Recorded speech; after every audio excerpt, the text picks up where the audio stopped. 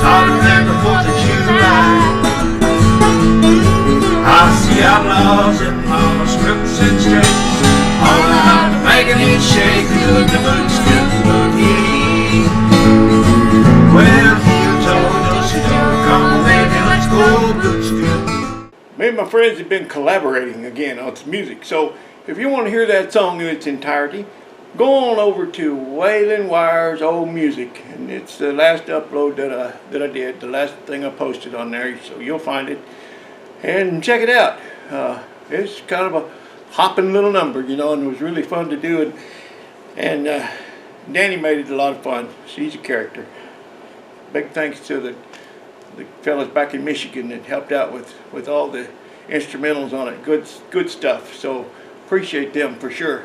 Now, I haven't made a video in quite some time, and I don't really know why, except it just, you know, I just didn't get to it. Just things going on, life, you know, business, trying to get Victor up here, all that. He's here. But I've got a lot of, I can't say footage anymore, it's digitage. So I'm going to glean this digitage and see what I can pull out of it that's video worthy. And I'll throw something up tonight. I don't know what you're going to get. Maybe kind of a hodgepodge of things, but I have gotten a little bit further along on the Dirty Dozen. I had to kind of redo some stuff. You saw that. So consequently, some other things had to change. One thing that happened, I got my radiator installed, and I'm thinking tomorrow I may fire this thing up. I may get it plumbed and coolant in it and fired up. And I've got my drive shaft stuff together. I may build my own drive shaft. We'll see how it goes, depending on the size of it all and how everything matches up. I built some that worked out pretty good, and then there's, if there's any question about it, I won't do it. This thing is not going to turn a lot of RPM, so not really concerned about a lot of vibration. But you know, I built the one for the Rockabilly, and that's 10 years plus. And it never has wobbled or give any vibration or caused any trouble at all. So, we'll see how that goes. That'll probably be maybe in the next video. Let's get into it and see what we come up with. All right. I do believe my pants are on fire. Looks like my chair's on fire. I believe my table's on fire. Oops!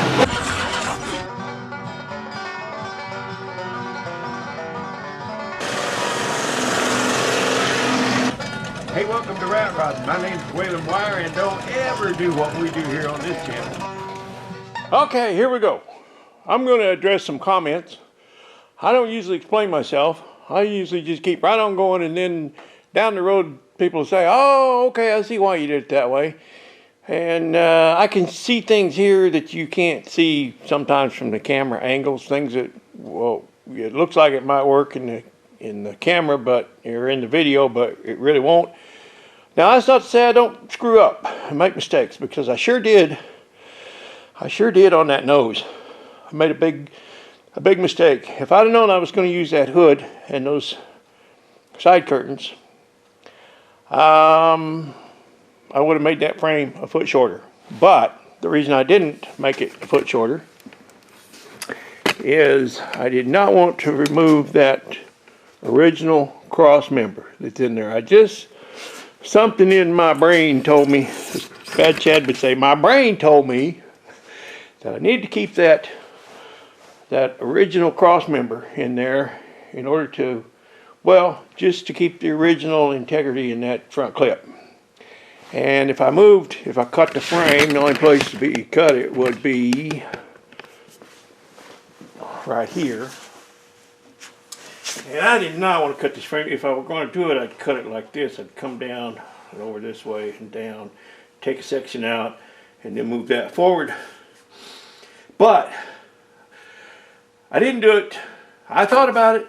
I really did. But oh, I hated to cut into this frame. I'm talking, you know, I went to great lengths to build this frame so there's no flex in it, no give. It will carry this engine and not have a problem. I'm talking 2x8 quarter wall box steel, people, with 8 3/8 inch fish plates, plug welded, 2 on each corner. It's not going anywhere. So I really didn't want to. I mean, that's like you just take all that away, all that strength. If you cut it here, and I'd have to fish plate it again, and I just really didn't want to cut into this frame, and I'd rather pull that nose back and do it the way I did it. Plus, if I did it this way, again, I would run into that cross member, the original cross member, and for some reason I just felt like I should keep that. Yeah, my brain just told me that. So, my brain don't, sometimes it lies to me, but anyway, that's that. That's why I did it that way. Now, there were lots of other comments. I'm going to get you here so you can kind of see what I see, I think. Yeah, that might work. Okay, there were some people who suggested that I just add metal to this, and well, if you did that, if I added to that here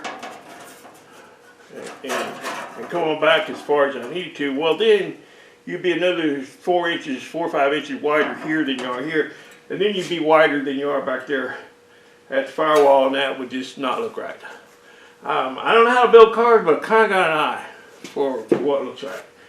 And plus, you know, I'd be scabbing metal onto this beautiful patina, and nah, I just didn't want to do that.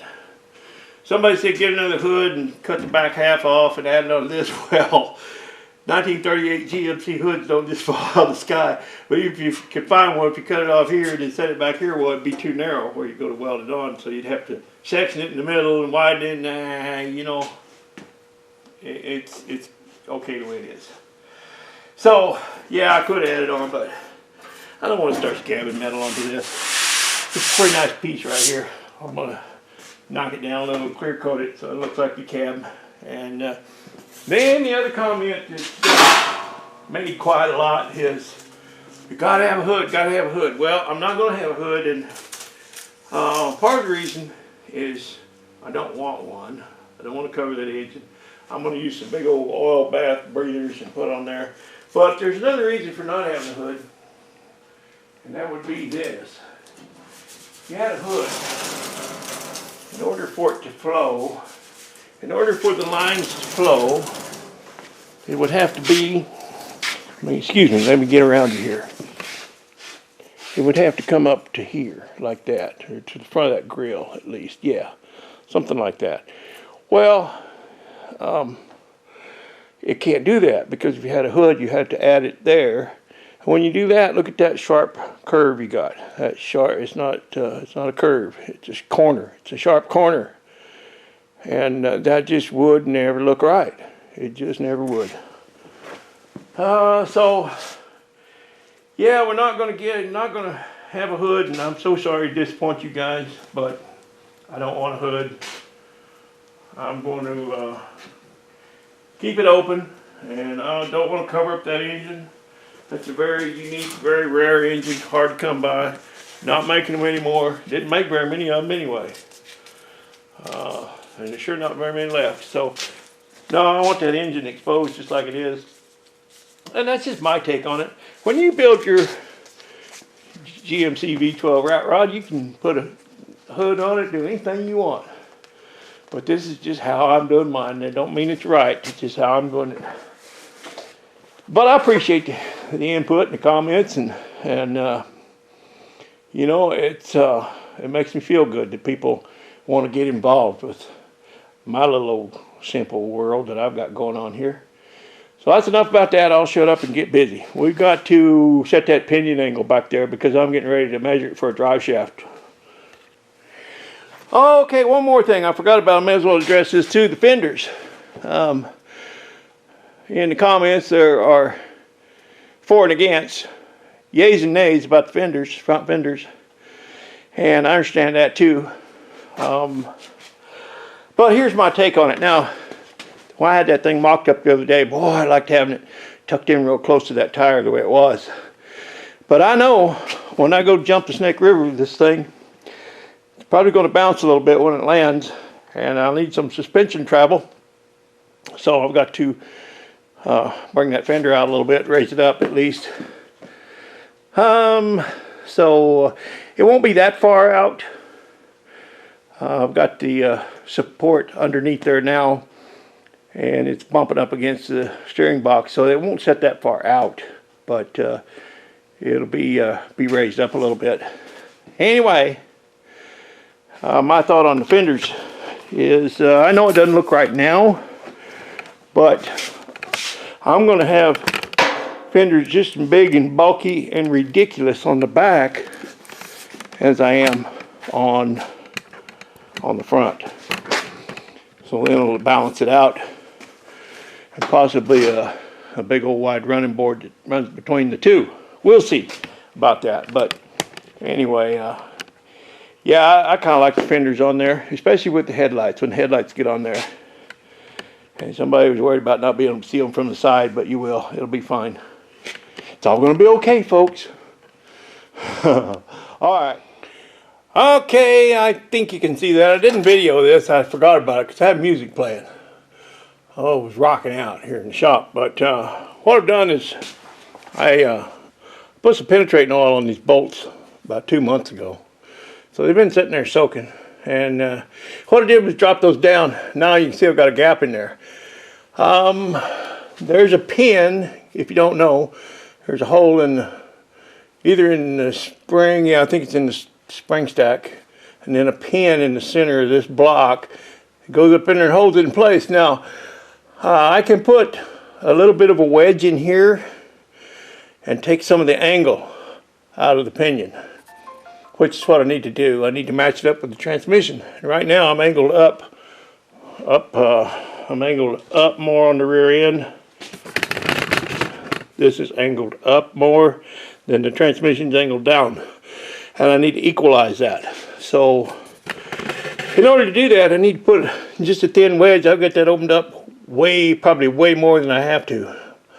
Yeah, but I'm going to put a wedge in here, but it's not going to be so thick that it'll keep that pin. That pin will still seat up in the springs and hold everything in place. And I'll just cinch this down on a little wedge in there. And I want to make a couple different thicknesses and to see what I need. I won't know until I tighten it up and put the degree, put the degree dial back on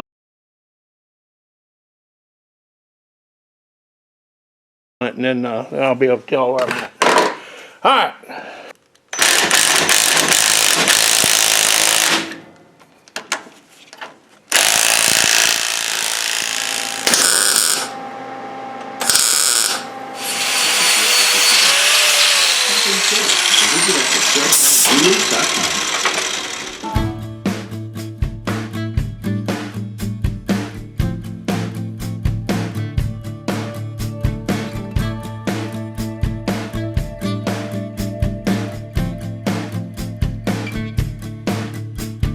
That'll block those wheels in place.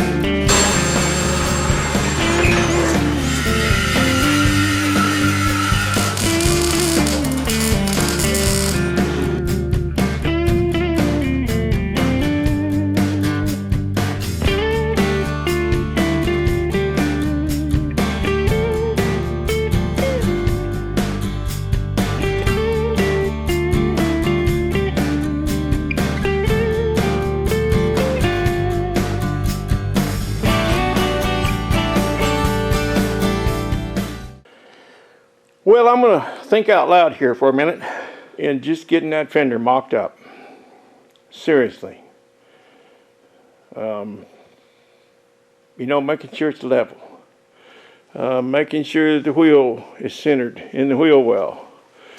Making sure it's not too high. Making sure it's not too low. Making sure it's far enough out to make the turn. Make sure it's high enough to have some suspension travel while it's in a turn. And I've just about come to an executive decision. I'm just about to the point of thinking that I might just go fenderless, for right now at least. Because the whole point of the fenders is to cover up that ugly independent front suspension. And I wish I'd had a straight axle. Oh, I wish I'd had a straight axle. But you know, sometimes you got to work with what you got. And this is what I got, and I'm grateful. Lucky to have anything. I was thinking about that today. This is a pretty high-class problem. I've been homeless in my lifetime, you know. Lived in my truck, lived out of my truck, in my truck for a few months at one point in my life. But I didn't know I was homeless. I thought I was just camping out, man. That's before they call people homeless. You're just a hobo if you didn't have a house to live in. Oh boy. So and yeah, I did hop a freight one time. That's another story. But this fender, back to this high class problem I got here. I just can't take it too seriously, all things considered in life. So the only point of having the fenders is to cover up that IFS. And then I've still got that gaposis there that exposes the upper control arm. It exposes that independent front suspension. And if I pull those fenders inward so that this part comes up over this, well, it has to set higher then because you don't have room to turn the tire when it's in that tight. And when it sets higher, well, then you're going to have to notch out here for the headlight buckets. And I really don't want to do that. I'd really rather just bolt them up right where they were. I can raise them up a little, but you still have to notch out. They're pretty big. So I'm starting to go, you know, is it worth it? Is it just worth it?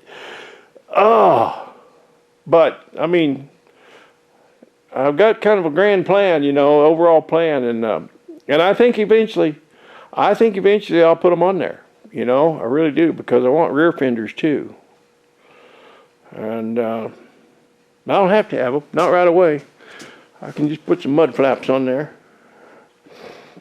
And I'm gonna have a little bed over the tires anyway. So yeah, I don't know. I'm kind of at a junction here, and I'm either going to have to start welding, making fender brackets, or just pull that off there and box those frame horns and go on to something else, move on to something else. What I might do now, I might do that and then come back to these fenders. I really kind of like them, you know, I really kind of like them on there, but boy, they do cause a problem. All because I screwed up in the first place. All because I had to pull that nose back. All because I made the frame a foot too long, 8 inches too long. All because I didn't want to cut into that cross member. All because I didn't do my homework. So basically, I guess I don't know what I'm doing. But I'm having fun, and I ain't hurting nobody. And it will go down the road, you know, and there won't be another one like it, so it's okay. It's all right. Okay, I'm gonna shut this off, and maybe I'll sleep on it. It's midnight, a little after midnight anyway. But I got my drive shaft measured out. I got my pinion angle set, so I can get my drive shaft made now. That's going to be on the agenda here real soon. Okay, that's enough for now.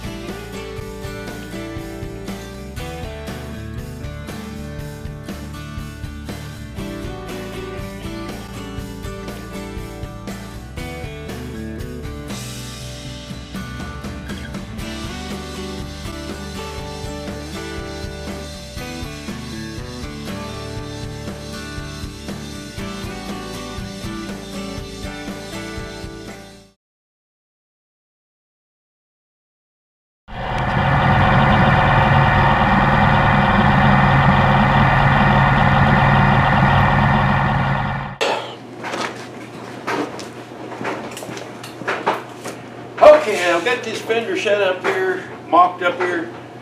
Oh, it's fragile. It's fragile. You gotta be careful. It's very light. When we have got. I'm checking our gaposis right now. We've got 5.5 inches gaposis there. And we want to follow the line of this hood skirt here. So we go down there. We got 5.5 inches down there. So our gaposis is true and absolute. So now what I have to do is I have to get my big body down on the ground and get underneath this thing and get this bracket tacked. Tack, I said. Tack, mind you. Gotta get it tacked into place. And then I'll put one of these little guys in it. One of these little round-headed. Actually, the ones I'm using don't have a screw slot in it, a screwdriver slot in it. But anyway, this is for my friend Ralph. Gotta have a little chrome on here. Some people like that chrome, you know. So anyway, yeah, that's what's gonna happen next. And it's really hard to hold this in place and get under there with the tire on and in the way and get this tacked in, and I got to do a temporary bracket of some kind on the back end too to hold this thing in place. But you can't pick it up and get under there and do the work. You can't pull the wheel off and make room, not yet. Because you got to have the weight on the suspension. You can't pick it up and have everything hanging, and you don't know where it's going to go. So I've got to have it tacked into place, hold the fender where it is. Then I can pick it up. Then I can take the wheel off. Then I can get my big body in there and actually do some welding and get all this stuff set up. So that's what's going to happen next. Oh, I'm out of breath just talking about it.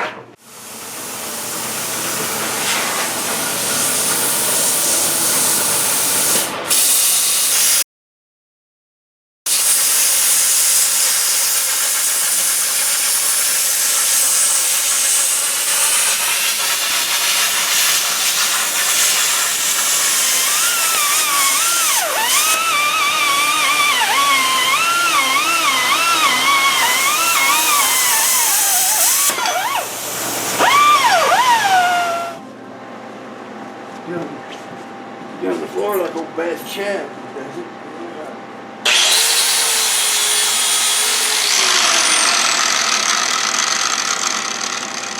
You watch that and make sure I'm not bending the frame, not pulling the frame. I just want to pull the metal. I may have to heat it up in order to do it. I don't know. I wanna. Is this? Can I take this off? Sure. I want a bigger clamp. This is a little old wussy, little wimpy, little girly man clamp. Get that out of here, man. We have a little girly man clamp. You own it.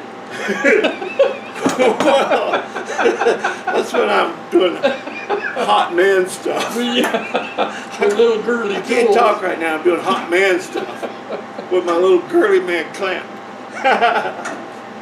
Okay, how's it? Yeah, I don't want to bend the frame. No, you're gonna eat it. Yeah, I don't want to bend the frame. No. I want to bend the metal. All right, I'm gonna put a little tack right there. Yeah, that's pretty neat. And I want to do that.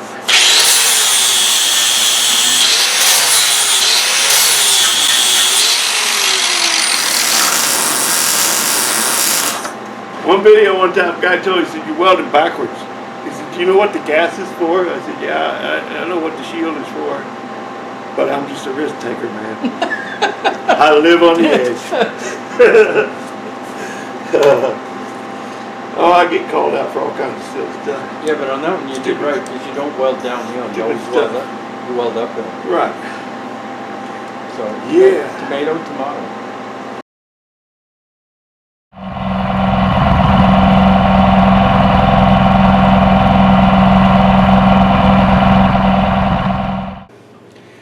You know, there's a lot of controversy as to whether or not we should be taking the COVID vaccine.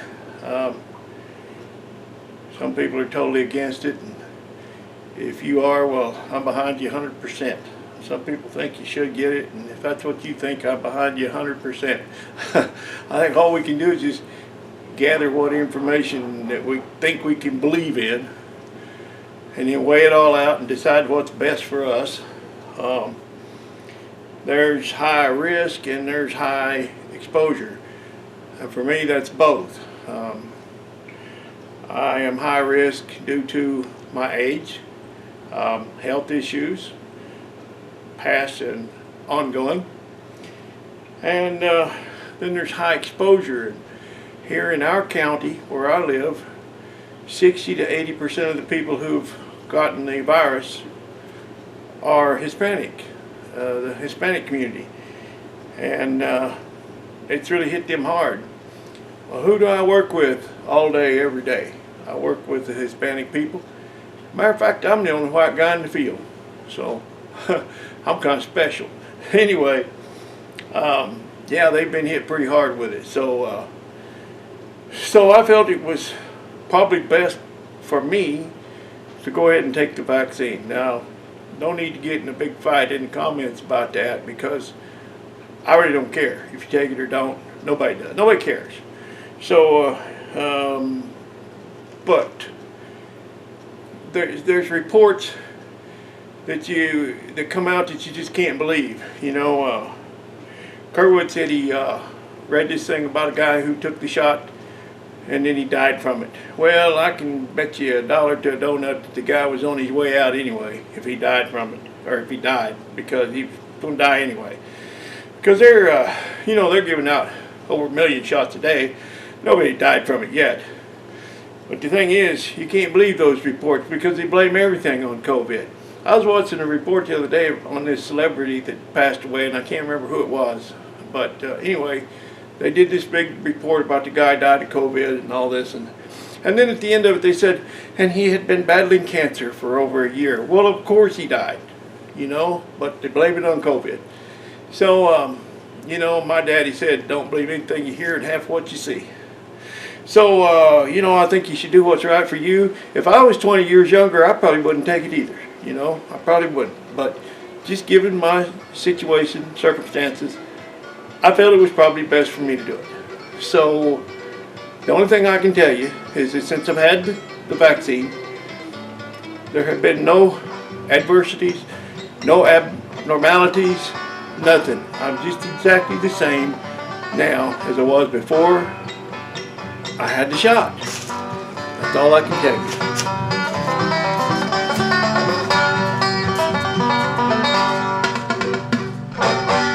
Okay, fellers and fellerettes, that's going to do it for this time. I don't know what we're going to get into next time. We're going to start doing some grafting here along about 1st of March, I guess, or 2nd week of March, weather permitting. But I'll still be working on this thing some, and hopefully get some video taken and get it edited and everything. But you know, I'm going to be kind of busy. That's okay. You know, I heard something a long time ago that stuck with me, and it's really true. If you want to get something done, find a busy person, because they'll do it. They'll get it done. You know, people just sitting around doing nothing, they ain't going to get it done. So I'm a busy guy, but I'm going to get it done. And until the next time, I sure do appreciate you.